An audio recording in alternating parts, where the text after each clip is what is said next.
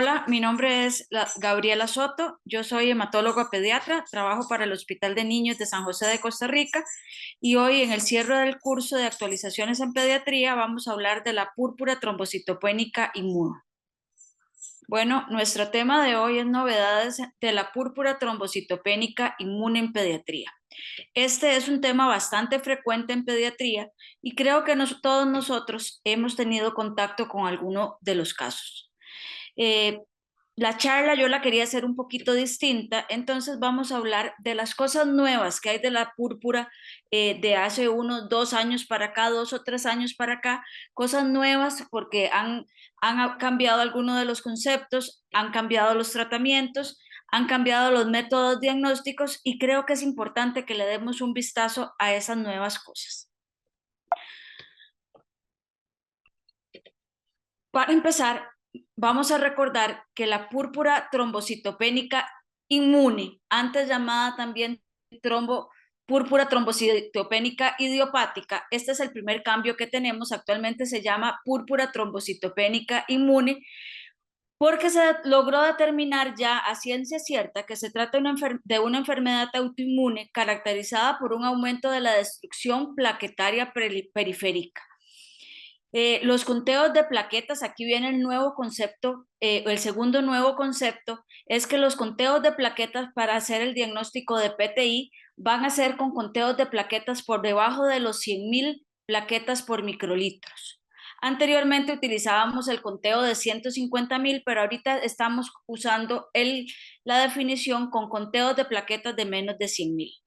La otra cosa importante es que estos pacientes no asocian otras citopenias en el hemograma, no asocian otras patologías u otros hallazgos físicos en la historia clínica o en el examen físico.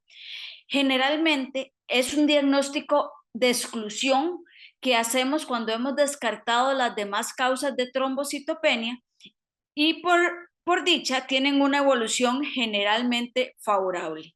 Este es más o menos el cuadro clínico que presentan. Es una niña que tiene sus rash petequial en el abdomen y en los brazos, son esos puntitos rojos que a diferencia de los piquetes no son sobre la piel, no tienen ninguna, no están abultados, están al nivel de la piel y muchas veces con solo dígito presionarlos uno lo puede ver algunos cambios en lo que es la coloración. Como les dije, hay una destrucción plaquetaria que está mediada por autoanticuerpos. Estos autoanticuerpos están dirigidos contra las glicoproteínas de las plaquetas, sobre todo las glicoproteínas 2B y 3A y el complejo de glicoproteínas 1B9. Estas son las dos causas más importantes de anticuerpos dirigidos contra las plaquetas. Y lo que pasa es que esta destrucción del complejo plaqueta autoanticuerpo se va a dar en los macrófagos del vaso.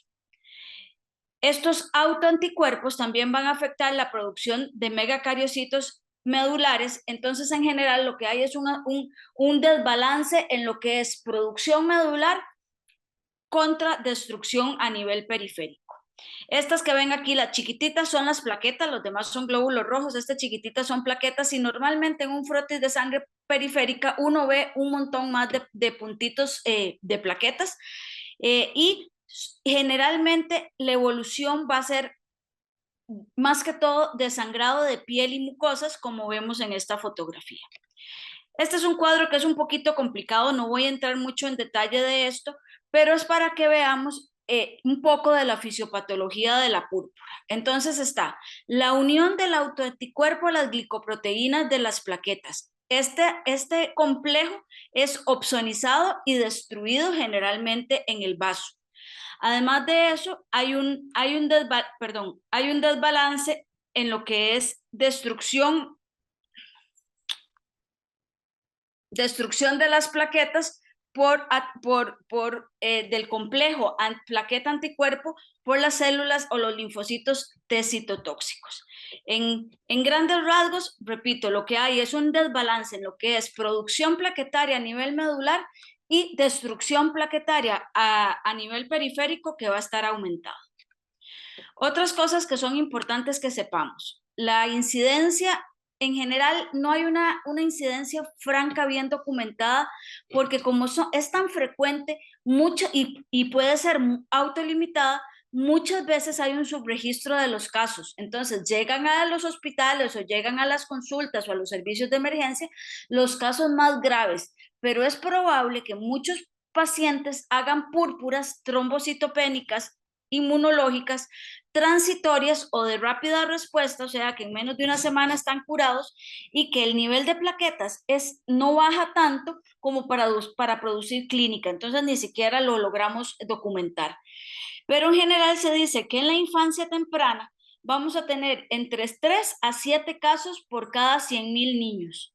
El pico de incidencia se da entre los 2 y los 5 años, aunque puede aparecer en cualquier momento.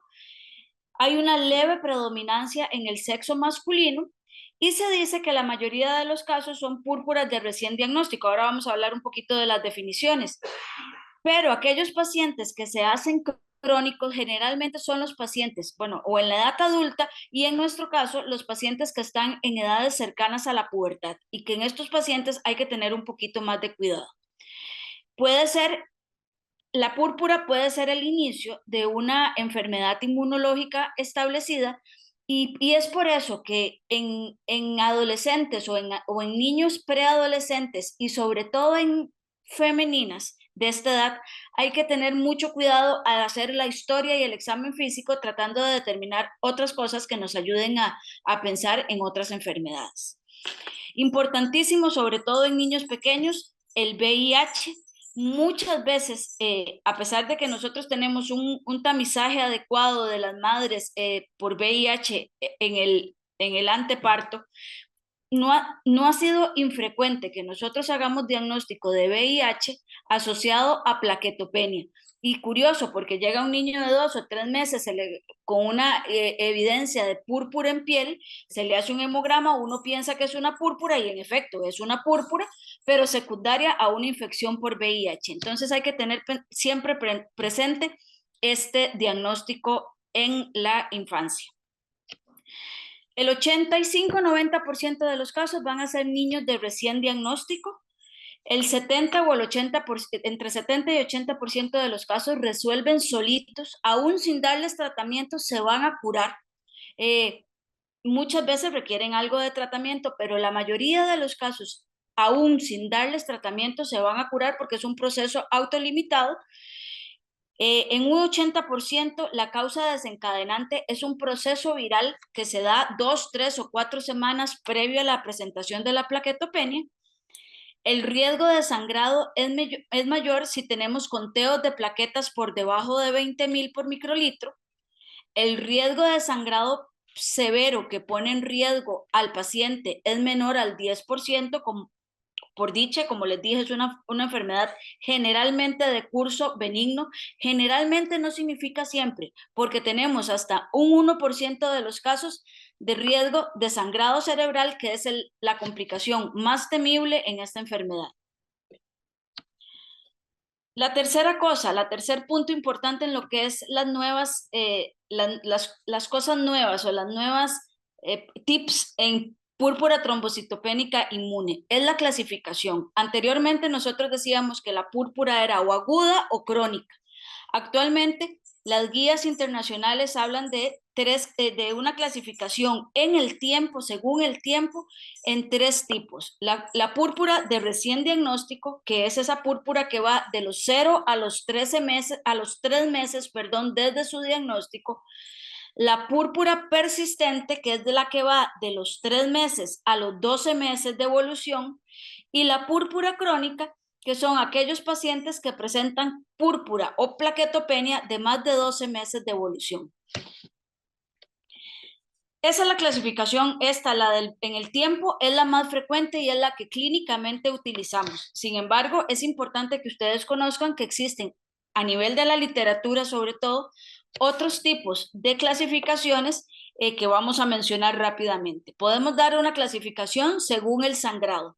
Y la clasificación del sangrado hay varias también. Está la que da la Organización Mundial de la Salud, que la clasifica en grados desde el grado 0 hasta el grado 4, siendo el grado 0 la que no presenta ninguna evidencia de sangrado, siendo la grado 4 la que tiene sangrado severo, sangrado cerebral o de retina asociado a eventos fatales. Esa es una de las clasificaciones.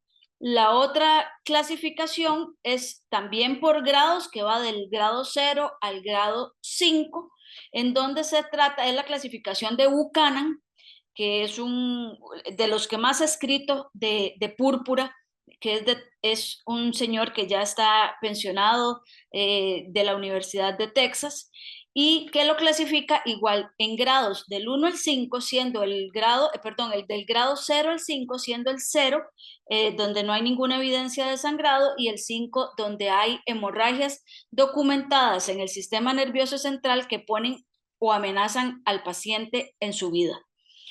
Y hay otra clasificación también muy parecida a lo que es severidad, que es la clasificación del IBLS, que también es en dos grados, grado 0, grado 1, grado 2, siendo la 0 la que no tiene presentación de sangrado, y lo divide por sangrado en piel, mucosas, en sangrado nasal, sangrado gastrointestinal, y el grado 2 siendo los que tienen más riesgo de sangrado. Como les digo, para nosotros la clasificación más utilizada y a nivel internacional es la clasificación por tiempo de evolución.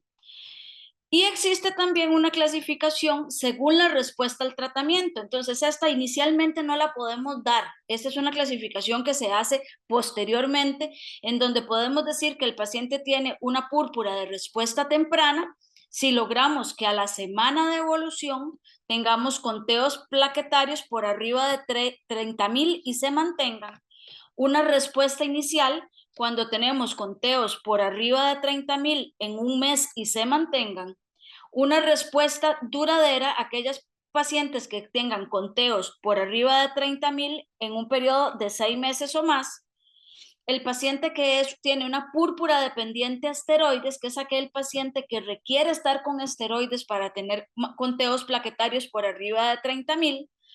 Y el paciente que hace remisión de su púrpura, que es aquel paciente que a los 12 meses y más ya vuelve a tener conteos de plaquetas por arriba de 100.000.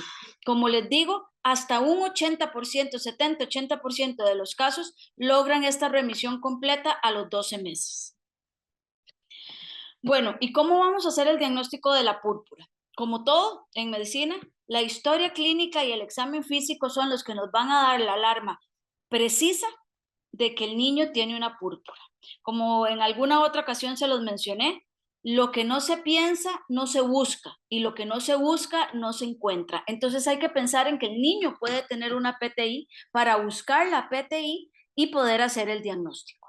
Al principio les dije que era un diagnóstico de exclusión, y ahora les voy a comentar por qué. Generalmente en la historia clínica tenemos que es un niño completamente sano, un niño sano que generalmente no tiene ninguna historia.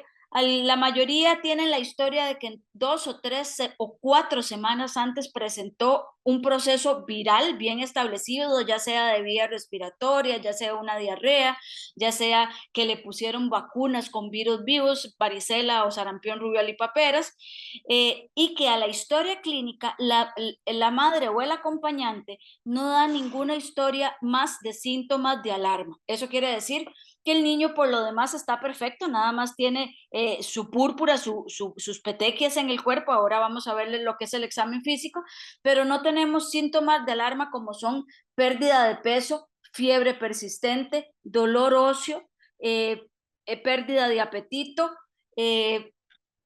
adenopatías, abdomen abultado. No tiene ningún síntoma de alarma que nos oriente a que esto puede ser una enfermedad maligna, una leucemia o un tumor sólido.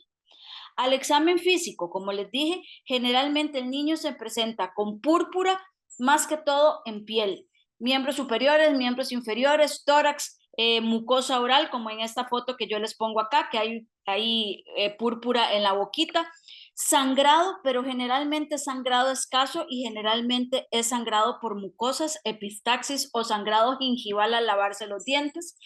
No hay adenopatías, no hay hepatosplenomegalia, y al examen físico lo único que encontramos es el sangrado documentado. Es lo único que podemos encontrar. A veces consultan únicamente por moretones en las piernas, que los papás lo que dicen es, no se golpeó y se le hizo este moretón, o tuvo un golpe leve y se le hizo un gran hematoma.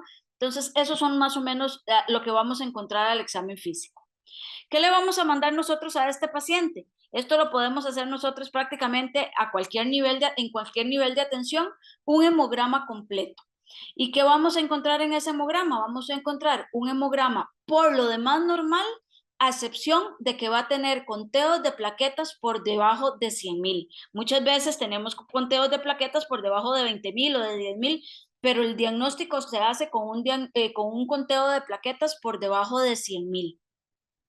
Y a ese hemograma, este es el cuarto punto de las cosas nuevas o de los avances en púrpura, que es que le podemos pedir que nos monten un índice de plaquetas reticuladas. Esto, los equipos nuevos de computarizados de hemogramas lo pueden hacer, necesita un reactivo especial. Entonces, los que son tomadores de decisiones en este lugar que estamos hablando, los que trabajan en clínicas, los que trabajan en clínicas privadas, sería importante que hablen con las distintas unidades de laboratorio para ver si pueden introducir este marcador, porque es un marcador que es muy útil. Y ahora vamos a hablar del índice de plaquetas reticuladas o el índice de plaquetas fluorescentes, que también se llama. En la púrpura generalmente vamos a tener un índice de plaquetas reticuladas elevado. Y ahora les voy a explicar un poquito más. Los tiempos de coagulación prácticamente no son de ninguna utilidad. En algunas ocasiones, cuando el paciente llega a la sala de shock, en lo que son salas de triage, les mandan los tiempos de coagulación como de base, ¿verdad? Como lo ven moreteado, entonces le mandan hemograma y tiempos de coagulación. Sin embargo, los tiempos de coagulación, y si usted va bien orientado a que el niño lo que tiene es una púrpura, no sería un examen necesario. Al igual que un aspirado de médula ósea, que tampoco es necesario, o sea, es una patología que no tiene que ser valorado por el hematólogo en primera instancia. Generalmente quien los ve en primera instancia es el pediatra o incluso el médico general que está en las zonas de primero y segundo nivel de atención, en donde vamos a tener los megacariocitos, que son los precursores de plaquetas aumentados. ¿Y por qué se da esto? Porque es como en una anemia hemolítica. Al haber destrucción plaquetaria a nivel periférico por los autoanticuerpos producidos, a nivel de la médula se empieza a producir una cantidad acelerada de megacariocitos para tratar de compensar la pérdida de plaquetas a nivel periférico. O sea, que los soldaditos empiezan a producir más precursores de plaquetas para solventar la pérdida que se está dando en el campo de batalla a nivel periférico. Ese es el mismo principio de las plaquetas reticuladas. Se llaman plaquetas reticuladas haciéndole relación a lo que son los retis en la anemia hemolítica. Como se destruyen las plaquetas a nivel periférico, la médula ósea tira formas inmaduras. Estas formas inmaduras son formas nuevas de plaquetas que son más reactivas que las plaquetas maduras y que al tener mayor cantidad de ARN en su composición, porque están jóvenes, causan algún tipo de fluorescencia. Entonces vamos a tener que el número de plaquetas reticuladas va a estar aumentado en compensación a la pérdida plaquetaria que se está dando a nivel periférico. En este pequeño cuadrito que tengo aquí, les menciono más o menos que en la púrpura nosotros vamos a tener un promedio. El IPF, lo normal es que esté por debajo de 6 y vamos a tener un promedio del IPF o del índice de plaquetas reticuladas que va a andar alrededor por arriba de 6, alrededor de los 10 o 15, más o menos. Cuando hay una falla en la médula ósea, más bien como lo que está alterado es la producción en la médula ósea, llámese una leucemia o llámese una infiltración por malignidad, ese IPF, por el contrario, va a estar disminuido con un promedio que va a andar alrededor de 2.8%. Igual cuando hay malignidad, es un IPF que está disminuido. y en otros casos vamos a tener IPFs variables. Aquí, bueno, en este es un caso, es la misma niña que les presenté al principio, que tenía su rash petequial en el tórax, y esto es porque la niña andando en su triciclo se cayó del triciclo, tuvo un golpe a nivel de su pierna y donde con un golpe no tan fuerte se le produjo un hematoma muy grande, una equimosis muy importante que fue la causa de consulta al hospital. Este cuadro es muy bonito y si ustedes tienen la posibilidad en algún momento de tener, de poder hacer la medición de plaquetas reticuladas, nos pueden orientar. Entonces, podemos disminuir cuando hay alteraciones en el número de plaquetas en tres tipos básicamente. Cuando hay producción inefectiva de plaquetas, o sea que el problema es un problema medular, que no se está produciendo el sustrato para hacer las plaquetas, en donde tenemos generalmente daño medular o producción inefectiva como en la anemia megaloblástica.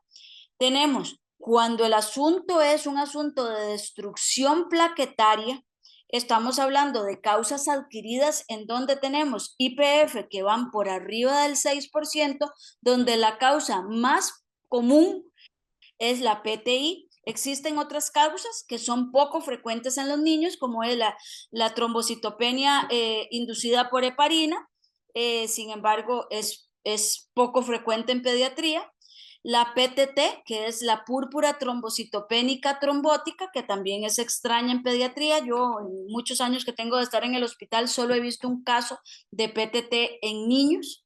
El síndrome urémico hemolítico, y otras cosas más severas como la coagulación, con la coagulación intravascular diseminada o el sangrado activo, pero en donde evidentemente vamos a tener cosas en la historia clínica y en el examen físico que nos va a descartar la púrpura. Cuando nosotros pensamos en una púrpura, nosotros mentalmente tenemos que pensar en todas las causas de trombocitopenia, descartarlas, y si yo descarto todas las causas de trombocitopenia y el cuadro clínico me calza, entonces yo puedo decir, ok, esto probablemente es una púrpura trombocitopénica inmunológica. Ok, aquí hay dos cuadros y hay uno más ahora en la siguiente diapositiva, donde vemos todas las causas de trombocitopenia en ausencia de otras citopenias. Entonces nosotros tenemos que pensar, causas que nos aumentan la destrucción de las plaquetas. La más común, la púrpura trombocitopénica inmunológica, pero también hay que pensar en otras como son coagulación intravascular diseminada, trombocitopenia inducida por heparina, enfermedades inmunológicas, como les dije, como el inicio de un lupus, el inicio de un síndrome de Evans, que es trombocitopenia más otras citopenias de origen autoinmune, la PTT, la púrpura, el síndrome de Wiskott-Aldrich, que es su manifestación es muy diferente. Podemos tener síndromes en donde más bien lo que está pasando es que la producción de plaquetas esté disminuida, como es síndromes congénitos, como es la trombocitopenia congénita amegacariocítica, otros síndromes que tengan plaquetas grandes y como el síndrome y disminuidas como son el síndrome de Bernard-Soulier, el síndrome de Meg-Hayan y otras situaciones en donde generalmente lo que está causando no es destrucción, sino que el vaso las está captando, como en el hiperesplenismo o en el síndrome de Casa-Bach-Merit. Y otras cosas más importantes y más frecuentes en pediatría que tenemos que pensar, una malignidad, una leucemia. En esta otra diapositiva, en esta otro cuadro que tenemos a la derecha, tenemos causas secundarias de púrpura y que tenemos que descartarlas, porque si yo tengo una púrpura secundaria a infección, nada hago yo tratando la púrpura si tengo una infección adyacente o si tengo otra cosa que me está causando la plaquetopenia, ¿verdad? Entonces, como les dije, enfermedades infecciosas son las más frecuentes, pensar en VIH, pensar en citomegalovirus, en Epstein-Barr virus, en parvovirus, Y uno muy importante que a nosotros se nos olvida a veces y que ahora cada vez es más frecuente, el Helicobacter pylori. Entonces, si hay alguna sintomatología que nos oriente a que esto puede ser por un Helicobacter pylori, hay que pensar también en él. Púrpura secundaria a enfermedades autoinmunes o a condiciones de inmunodeficiencia, como ya hablamos, el lupus, el síndrome de Evans, el síndrome antifosfolípido, la inmunodeficiencia común variable, la deficiencia de inmunoglobulina A.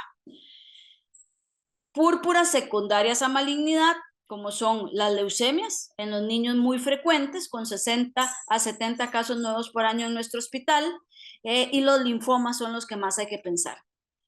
Púrpuras asociadas a medicamentos, sobre todo medicamentos como la quinina, como la heparina, que es poco usada en la infancia, pero también hay que pensar en ello. El valproato de sodio es otro de los medicamentos que comúnmente nosotros vemos asociados a plaquetopenia y que son causas de plaquetopenia dosis dependiente o medicamento dependiente. Una vez quitado el medicamento, en la mayoría de los casos, el conteo de plaquetas se recupera.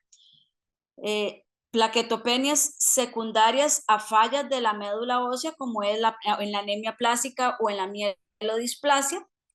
Plaquetopenias secundarias a enfermedades del hígado, como lo que es cirrosis o como lo que es hepatitis virales, y algunos tipos de trombocitopenias hereditarias, en donde la mayoría de las veces, no siempre, porque a veces no siempre es fácil hacer el diagnóstico, está el antecedente de alguien más en la familia que ha tenido un Wiskott-Aldrich o que ha tenido un Bernard-Soulier, y que entonces nos ayudan a pensar en que podría ser alguna de estas enfermedades, sobre todo en las plaquetopenias de aparición a edades tempranas. Como les decía nuevamente, importantísimo, la historia clínica donde nosotros tenemos una historia que nos orienta púrpura cuando es un niño sano, por lo demás sano, que lo que presenta es la púrpura o el sangrado escaso. Generalmente en las púrpuras trombocitopénicas inmunológicas puras no hay historia familiar, al examen físico es completamente normal, a excepción de las manifestaciones de sangrado, esto ya lo dijimos. En el frotis de sangre periférica, es un frotis de sangre periférica normal con leucogramas normales, con hemoglobina normal y con su conteo de plaquetas disminuido únicamente, ¿verdad? No hay historia de, tienen pruebas de VIH negativas, pruebas de Helicobacter pylori negativas, tienen niveles de inmunoglobulinas normales, esa es la púrpura clásica. Sin embargo, estos estudios no se hacen de primera entrada a menos de que usted vaya a usar un tratamiento inmunosupresor o inmunomodulador como la gamma globulina, que vamos a hablar dentro de un ratito. Entonces, ¿qué vamos a hacer en el manejo de la PTI? Lo primero es sospecharla. Si el niño está en buen estado general y el niño nosotros pensamos que pueda tener una púrpura, es importante la historia clínica, el examen físico y hacer un alto en el camino y ver estas variantes que tenemos acá. Lo primero es que nosotros tratamos pacientes, no tratamos hemogramas. Entonces vamos a tener niños que tienen evidencia de sangrado muy importante con conteos de plaquetas no tan bajos, y podemos tener niños que van a tener conteos de plaquetas muy bajos sin evidencia de tanto sangrado, sobre todo en aquel niño que se va haciendo más crónico. Ese niño tiene mucha tolerancia a la disminución de plaquetas y entonces al bajarse las plaquetas no hacen tanta evidencia de sangrado. Sin embargo, muchas veces a nosotros nos llaman y nos dicen, mira, tengo un paciente con tal o cual historia, ¿qué hago? Ok, lo primero es, ¿cuáles son los criterios para hospitalizarlo? Porque yo lo puedo manejar ambulatoriamente al niño que ya yo pienso y estoy convencida de que tiene una PTI. Lo primero es si tengo alguna duda en el diagnóstico. Si en el hemograma existe algo más que una plaquetopenia, existe alguna otra citopenia, ese niño debe referirse y debe estudiarse. Les cuento un caso, a mí me gusta mucho hablar de los casos que hemos tenido. Una niña que tenía plaquetopenia aislada Sin embargo, en la historia clínica era franco un dolor óseo muy importante que a la niña le imposibilitaba caminar. Se le dieron varios ciclos de esteroides hasta que en alguno de los ciclos, era de Pavas si no me recuerdo, el médico que la vio, si no mal me recuerdo, el médico que la vio en Pavas pensó en púrpura, pero no le gustó el asunto del dolor óseo. Para esa consulta la niña llegó ya sin caminar, no podía caminar del dolor óseo que tenía. Le habían dicho que el dolor óseo era secundario a los medicamentos que le habían dado por la púrpura, porque le habían dado esteroides que puede causar dolor óseo. Sin embargo, con un buen interrogatorio, la mamá dijo que el dolor óseo había aparecido antes del inicio del tratamiento. Y en efecto, esta niña que en el hemograma tenía solo plaquetopenia, se refirió al hospital, se le hizo una médula ósea por la duda diagnóstica que tenía dolor óseo más plaquetopenia y su diagnóstico fue una leucemia que ya tenía por lo menos 2 meses de estar consultando por la plaquetopenia y una leucemia que se había quedado ahí solapada en la médula ósea por los pequeños cursos de esteroides que había recibido la niña. Ese es uno de los criterios para hospitalizarla. Cuando hay un problema social evidente, digamos, no podemos mandar un niño con 10,000, 20,000 plaquetas si no sabemos quién lo cuida, si el niño, la mamá no está, si el niño queda en una guardería y la mamá tiene que ir a trabajar y al estar en una guardería va a estar con 20 o 30 niños más bajo el cuidado de una sola maestra. Aquellos niños que son muy pequeños, que tienen riesgo a trauma, yo a un niño de 7, 8, 9 años le puedo explicar un poquito que hay que hacer un poquito de reposo relativo, que no jugar bola, que no andar en bicicleta, pero un niño pequeño de 11, 12 meses que está empezando a gatear, que está empezando a caminar, que la mamá no lo puede cuidar porque tiene que ir a trabajar, ese niño es mejor hospitalizarlo. Y la otra condición para hospitalizarlo es aquel niño que yo dudo que la mamá vaya a volver a las citas de seguimiento. Gracias a Dios en nuestro medio eso es muy poco frecuente. Las mamás aquí en Costa Rica son muy acuciosas y muy preocupadas por la salud de los niños. Entonces nosotros abandono al tratamiento tenemos muy poquito.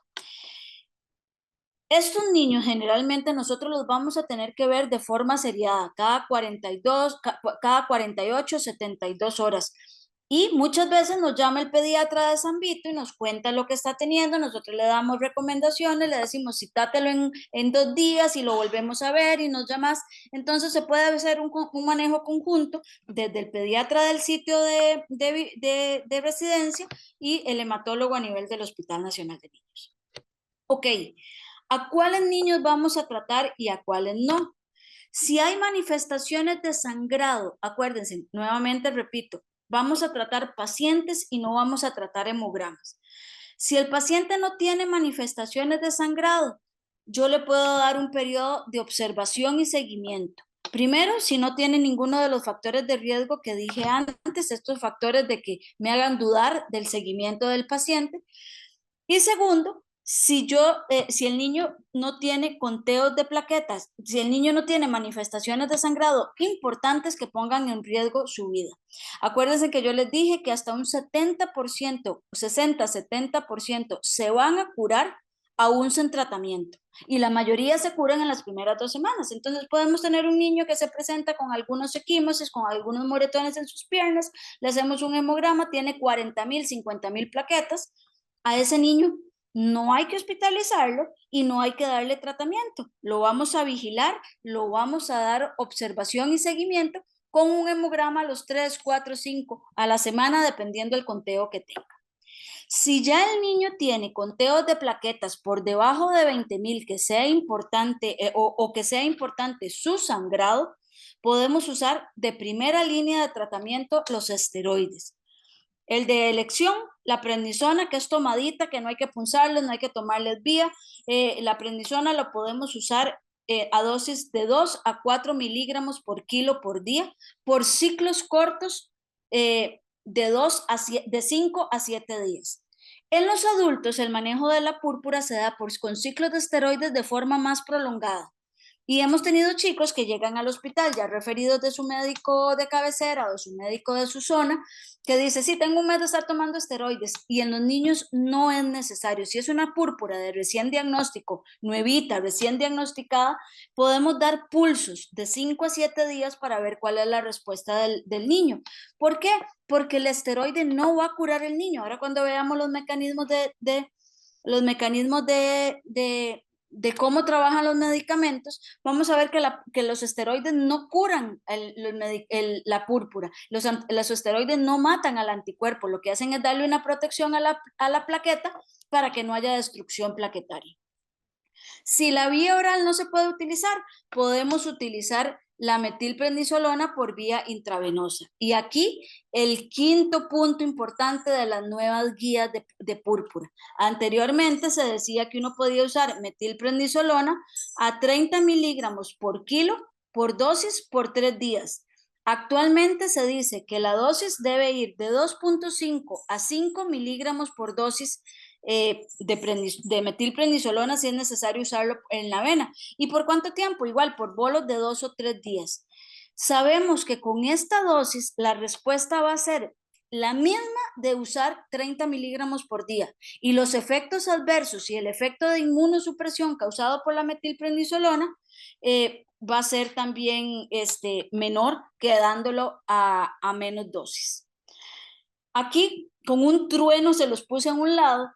El paciente que nosotros veamos que no nos responde a la prednisona o a la metilprednisolona, o el niño que llega con mucha evidencia de sangrado o con plaquetas muy bajas, nosotros podríamos usar, en vez del esteroide, podríamos usar gamaglobulina a 1 gramo por kilo de peso. O podríamos usar concomitantemente gamaglobulina con prednisona. Sin embargo, está fuera del esquema de tratamiento, porque las guías dicen que el medicamento de elección inicialmente son los esteroides. Con la gamaglobulina tiene sus riesgos y sus complicaciones de usarlas. Y algo muy importante es que cuando vayamos a usar gamaglobulina a la primera entrada, es importante que a ese paciente se le tomen niveles de inmunoglobulinas y la serología por VIH. ¿Por qué? Porque si nosotros usamos la inmunoglobulina y este niño tiene una inmunodeficiencia combinada o tiene un VIH, podríamos esconder el cuadro hasta por 10 meses y no vale la pena. Entonces, si vamos a usar la gamaglobulina, tomamos los niveles anteriormente.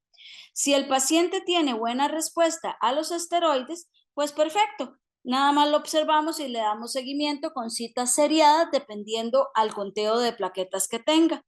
Si el paciente no responde a los ciclos de esteroides, a la gamaglobulina, entonces tenemos que pasar a medicamentos de segunda línea, como son medicamentos inmunosupresores más importantes. A nivel del primero o segundo nivel, o a nivel de las clínicas privadas, creo que podríamos usar perfectamente sin referencia la prednisona, la metilprednisolona y en algunos casos aislados la gamaglobulina. Si ya el paciente no le responde a estos medicamentos, ya los medicamentos que son de segunda y de tercera línea, sí son medicamentos de uso hospitalario por el especialista, y el paciente debe referirse a hematología en el hospital de niños. Medicamentos de segunda línea están inmunomoduladores como la vincristina, que la dosis es 1.5 miligramos por metro cuadrado por 3 dosis, una por semana. Y existen otros medicamentos que son también de segunda y tercera línea, que ahora vamos a hablar.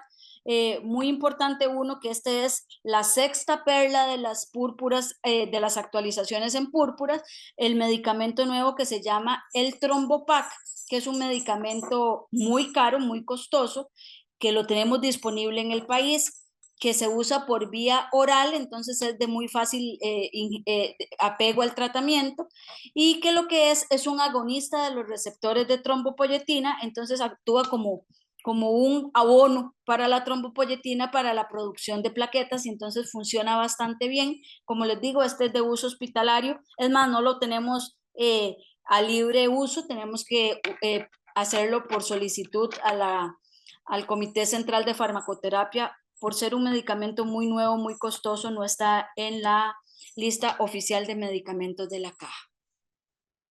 Si hay una mala respuesta a esos medicamentos de segunda línea, tenemos que pasar a medicamentos mucho más específicos como inmunomoduladores o como inmunomoduladores para el sistema inmune, valga la redundancia. Podemos usar rituximab, podemos usar micofenolato, ciclosporina, azathioprina. Si tenemos buena respuesta, le damos observación y seguimiento. Si hay mala respuesta y el niño está en una edad, ojalá por arriba de los 4 años, podemos pensar en última instancia en esplenectomía. Y se los digo aquí como en última instancia, porque en adultos la esplenectomía es una línea de tratamiento de segunda línea. Después de usar los esteroides y la gamaglobulina, a los adultos los esplenectomizan cuando tienen púrpuras de difícil manejo.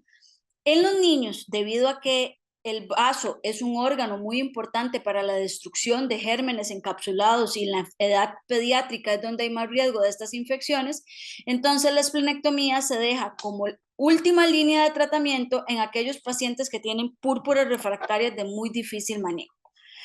Hay algunos niños que con la esplenectomía se curan. Hay otros niños que a pesar de quitarles el vaso, tenemos que volver a medicamentos inmunomoduladores porque no responden al tratamiento porque la terapia no es 100% efectiva. En esta gráfica, bueno, este es un niño con púrpura, vean cómo tiene sus piernitas llenas de petequias y de equimosis. Este niño, además de eso, se había rascado, él tuvo como un prurigo por insecto, porque ustedes ven que muchas de las lesioncitas están rotas, pero es que él tenía un prurigo por insecto agregado. Entonces, en este otro cuadro que yo les tengo aquí, es más o menos en dónde trabajan los medicamentos. Por ejemplo, a nivel los esteroides y la inmunoglobulina, lo que hacen aquí es disminuir la destrucción al impedir que las plaquetas se unan al receptor. Entonces, no es como ponerle una coraza a la plaqueta y entonces el anticuerpo no se la puede comer. Entonces, eso es lo que hacen los esteroides. No es que quitan el anticuerpo, sino que producen disminución en la destrucción plaquetaria. La esplenectomía, aquí está donde está este vasito. La esplenectomía actúa al disminuir la destrucción de plaquetas. Cuando ya está el complejo plaqueta-anticuerpo, entonces el vaso es quien la destruye. Entonces, si no hay vaso, no se destruyen las plaquetas. Por ende, ¿verdad? Hemos tenido pacientes que les hacen una esplenectomía simple y posteriormente siguen destruyendo plaquetas, hacemos un ultrasonido y fue que en un primer ultrasonido, en una primera visión quirúrgica, no encontraron que tenían algún vaso accesorio y que ese vaso accesorio produce destrucción del complejo plaqueta-anticuerpo. Los inmunomoduladores, ¿a dónde actúan? Los inmunomoduladores actúan aquí alterando la destrucción por las células T. Entonces, ese es el mecanismo de acción de los inmunomoduladores, perdón. El rituximab, que es un anti-CD20, lo que hace es alterar los linfocitos B y al alterar los linfocitos B no hay producción de anticuerpos, eso es el mecanismo de acción del rituximab, y medicamentos como los agonistas de trombopoyetina, como el trombopac, lo que actúa es estimulando la trombopoyetina a nivel medular para que se produzcan megacariocitos y estos megacariocitos liberen plaquetas posteriormente. Esos son más o menos los mecanismos de acción de los medicamentos que usamos para púrpura. Cosas importantes. Bueno, vamos a hablar un poquito de cada uno. Los esteroides es un inmunomodulador. Como les dije, disminuye la destrucción plaquetaria.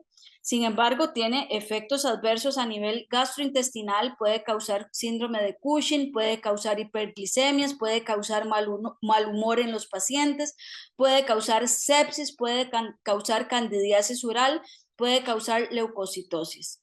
La inmunoglobulina es otro inmunomodulador, que lo que hace es disminuir la destrucción plaquetaria.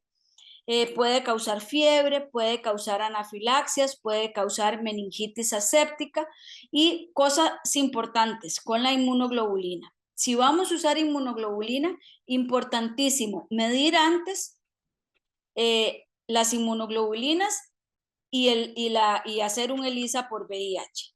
Y la otra cosa que es muy importante es que si yo le pongo a un paciente, sobre todo aquellas púrpuras en el paciente pequeño menor de 15 meses, si yo le pongo a un paciente gamma globulina, yo debo diferir las vacunas de virus vivos, como la sarampión, rubiola y papera, así como la varicela, por 10 meses. Con las vacunas inactivadas no hay contraindicación, esas se pueden poner, pero con las vacunas de virus vivos es importantísimo, porque antes se decía que de 6 a 8 semanas. Sin embargo, las últimas guías del libro rojo dicen que cuando se usa tratamiento para púrpura de 1 gramo o 1000 miligramos por kilo de gamma globulina en un niño, las vacunas de virus vivos, sarampión, rubiola y papera y varicela deben retrasarse por 10 meses. Y por eso es importante que si nosotros sabemos que la mayoría de las púrpuras se van a curar, que es una enfermedad autolimitada y se van a curar aún sin tratamiento, no les vayamos a dar gamma globulina de primera entrada a todos los pacientes, sino escoger aquel paciente que definitivamente lo requiera, porque sus efectos a largo plazo van a ser importantes. Va a durar casi un año más sin lograr tener sus vacunas importantes para su edad. La vincristina, que yo les puse que es un medicamento de segunda línea, es un inmunomodulador, es un alcaloide de la vinca, se usa para tratar leucemia linfocítica aguda, es un quimioterapéutico, se usa para tratar histiocytosis de células de Langerhans, y a pesar de ser un quimioterapéutico, su respuesta para púrpura se ha visto que es alrededor del 40%. Puede causar neuropatía periférica, puede causar caída de cabello, puede causar estreñimiento, puede causar síndrome de secreción inapropiada de hormona antidiurética, puede causar neutropenia, y en el sitio de la inyección puede causar quemaduras químicas si hay alguna infiltración. El trombopac es esta molécula nueva que yo les estaba hablando, es un agonista del receptor de trombopoyetina. Es así como montarse en un carro eléctrico de una marca muy famosa, muy prestigiosa en este momento, no vamos a decir. Es como la tapa del Perol, los receptores de trombopoyetina. A nivel de la FDA, el único que está aprobado es este, que se llama el Trombopac. Existe otro que se llama Romipostin, pero ese no está aprobado en niños. Y lo que hace es estimular la maduración de los megacariocitos y la producción de plaquetas. La dosis es por vía oral, va de 25 a 75 miligramos por día, y se han visto respuestas que van entre un 40 a un 80%. Sin embargo, muchos de los pacientes responden a este medicamento. Es muy caro y como todos los medicamentos, puede tener efectos adversos poco vistos, pero sí hay que tenerlos presentes, como la hepatotoxicidad, la transaminitis, cefalea, mielofibrosis, porque al estimular la trombopoyetina puede estimular la producción de mielofibrina a nivel de la médula ósea. A largo plazo podría causar cataratas, trombosis. Tiene una molécula que es muy similar a la que utilizan los quelantes de hierro, entonces podría causar a largo plazo deficiencia de hierro, y nuestro máximo pero en este momento para usarlo es lo costoso que es y la poca disponibilidad que tenemos de él. El rituximab es otro de los inmunomoduladores, es un anticuerpo monoclonal anti-CD20, o sea que actúa a nivel de los linfocitos B. Los linfocitos B es quienes producen los anticuerpos. Entonces, al estar los linfocitos B enfermos o sin actuar, no va a haber producción de autoanticuerpos. La respuesta es hasta de un 50%. Es muy costoso también. También no forma parte de la lista oficial de medicamentos, entonces para usarlo hay que pedir un permiso especial. Puede causar hipersensibilidad, puede causar fiebre y puede causar una inmunosupresión prolongada, porque actúa sobre los linfocitos T. Entonces después el niño no va a tener, es cierto, no se producen anticuerpos contra las plaquetas, pero tampoco se producen anticuerpos contra un montón de enfermedades virales a las que están expuestos los niños, por lo que es importante tenerlo en cuenta, los efectos adversos. Otros inmunomoduladores que podemos utilizar, el micofenolato mofetil, la azathioprina, la ciclosporina, pero esos son de uso mucho más especializado y de uso mucho más reservado en el paciente. Y como les decía, la esplenectomía nosotros en pediatría la tenemos como última línea de tratamiento debido a los riesgos por infecciones encapsuladas y la dejamos solo para aquellos pacientes con púrpuras refractarias de muy difícil manejo, con evidencia grande de sangrado, y tratamos de que generalmente sean después de los 4 años de edad, donde los riesgos por enfermedades por gérmenes encapsulados baje un poquito, y antes de realizar cualquier esplenectomía, mantenemos un esquema de vacunación adecuado, sobre todo que incluya Prevenar 20,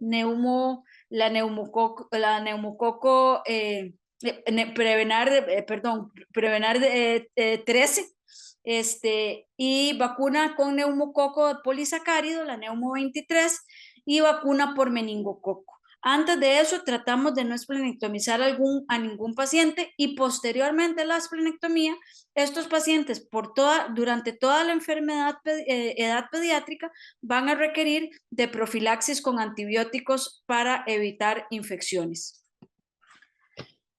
Yo les traía aquí un caso porque realmente creo que la púrpura es algo de verlo uno y de pensarlo y de sentir que ese niño puede tener una púrpura. Y este es un chico de 3 años de edad, conocido sano, que consulta por un rash petequial en las piernas, tronco y brazo. Su mamá no le había dado mucha importancia hasta que ese día empezó a sangrar por las encías cuando le lavó los dientitos, entonces corrió al hospital. En el interrogatorio, la madre refiere, porque el médico fue muy acucioso y preguntó bien, que 3 semanas antes de la aparición de estos síntomas actuales, el niño había tenido un brote en manos y pies y con vejigas en la boca. El pediatra le dijo que probablemente era un síndrome de glosomanopeda por un virus y que había que dejar que esto pasara. Le dio acetaminofén, le dio hidratación, le dio medidas de sostén y el niño se le quitó su síndrome manos, pies y boca. 3 semanas después empieza con el proceso petequial y consulta. Al examen físico, bien claro, solo tenía el sangrado en piel y mucosas, era un sangrado importante, estaba sangrando y no había ningún otro hallazgo relevante. No había no había hepatosplenomegalia, no habían adenopatías y en la historia clínica no había nada más. La mamá decía que era un niño por lo demás completamente sano. Entonces, ante este hallazgo, el médico de emergencia sospecha una púrpura, le hace un hemograma y resulta ser que este niño tenía 11,8 de hemoglobina, con unos volúmenes que están normales, tenía un conteo de leucocitos normales en 8,930, con un diferencial que está normal, con una leve desviación a la izquierda, un poquito de neutropenia, no tenía linfopenia, pero el conteo de plaquetas era de 1000 plaquetas por microlitro. Acuérdense que el diagnóstico lo hacemos por debajo de 100,000. Este hemograma se hizo en el hospital de niños y el índice de IPF, el porcentaje de IPF, que es este último que tenemos aquí al final, estaba en 30%. Recuérdense que yo les decía que por arriba de 6 era sospecha de destrucción plaquetaria periférica y esto nos fundamenta aún más el diagnóstico. A este paciente, cosas importantes que yo quería comentar.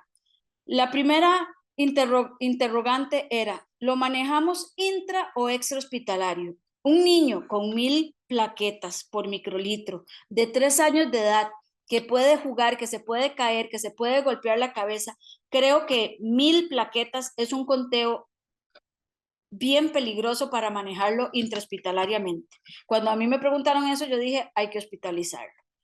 ¿Qué tratamiento de elección damos? Si nosotros nos apegamos bien a las guías, pudimos haber usado o esteroides o gamaglobulina, o los dos. El niño estaba sangrando bastante por la mucosa oral, entonces en este niño usamos metilprednisolona a 5 miligramos por kilo por dosis por 3 días, más una dosis de gamaglobulina a 1 gramo por kilo. A pesar de que el cuadro era muy típico de que era una púrpura secundaria a infección, a este niño antes de ponerle la gama le tomamos por su infección viral por el Coxsackie que había tenido de su glosomanopeda, se le tomaron los niveles de inmunoglobulinas basales y se le tomó su VIH que estaba negativo. Bueno, ya me adelanté, los estudios realizados, simple y sencillamente el hemograma, la historia clínica, el examen físico. Y cuando decidimos que le íbamos a poner gamma globulina, le agregamos la toma de las inmunoglobulinas y el VIH. Lo seguimos intrahospitalariamente por los 3 días primero haciéndole hemogramas diarios que se les puso los bolitos de metilprednisolona y resulta ser que al tercer día este es el hemograma del paciente. Ya tenía 13.3 de hemoglobina, tenía 11.360 los leucocitos con un diferencial que estaba normal. Probablemente había habido un leve incremento en los leucocitos secundario al uso de esteroides y a pesar de llevar 3 dosis de gamma y 3 dosis de metil y una dosis de gamma, en este momento su conteo de plaquetas era 25.000 por microlitro con un IPF de 28. Ya con 25.000 plaquetas, el niño sin sangrar por la mucosa oral, obviamente su sangrado en piel duró como 2 semanas en terminar de resolver. Decidimos darle seguimiento ambulatorio, le dimos un ciclo corto de esteroides tomados y a la semana siguiente el paciente vino ya como con 70.000 plaquetas, a los 15 días como con 90.000 y ya posteriormente como después del primer mes manejó arriba de 100.000 y no volvió a bajar. Cosas importantes en este hemograma. Si ustedes ven aquí, la historia era muy típica. Uno podría decir que este paciente tenía un poco de descenso de hemoglobina. Sin embargo, para la evidencia del sangrado en piel y mucosas que él tenía, esta hemoglobina para un niño de 3 años y por los niveles y los valores que tenía, era una hemoglobina normal. Entonces no lo consideramos como una citopenia agregada, sino que lo manejamos solo como su plaquetopenia pura. Este es un caso típico de púrpura que yo les traje para que ustedes lo vieran. Realmente es una enfermedad que debemos pensarla, es una enfermedad muy frecuente en nuestro ámbito por el montón de infecciones virales. En estos momentos en donde hay plétora hospitalaria por virus respiratorios, hay muchos chicos con púrpuras asociadas a sus procesos virales que, como les digo, son cuadros autolimitados y de evolución satisfactoria. Eso era lo que yo les traía para hoy. Muchísimas gracias por su atención y ahí les dejo mi correo electrónico por si en algún momento tienen alguna duda, alguna pregunta y con mucho gusto se las respondo. Gracias.